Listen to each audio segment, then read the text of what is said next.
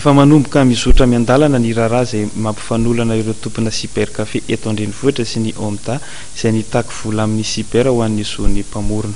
Efa miisa 30 amin'izao amin'izao fotoana izao ireo cyber efa manara-dalàna sy mandony vola takina raha ny fanazavan'ny talian'ny OMDA hatrany. Kiasika cyber moa zany io lalàna ohatrany amin'ny firenena rehetra mampiasa sangan'asa atsika ary zo zany izay takin'ny OMDA eo io tsy mijanona hoe OMDA izay mpiasan'ireo mpamorona dia solotena mpamorona eran-tany ny OMDA eto Madagasikara dia ohatrany amin'ny firenena rehetra mitaky satria any amin'ny internet sy ny rehetra any ny firy sangan'asan'ny mpanakanto mandeha any amin'ireny aiza ny volalohany amin'ireny raha tsy adrarako mampiasa no andoha efa mandeha io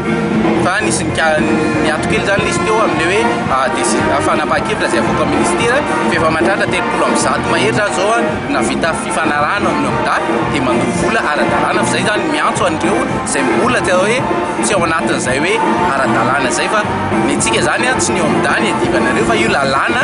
dia ny mpamorona no maneraka ny OMDA na mpamorona eto an-toerana na any ivelany zany ka tsy tokony hoe asitsika fisalatsalana sy hoe ady hevitra lehibe efa nanazava foana ny OMDA inona ny antony andoavana azy ny mpamorona.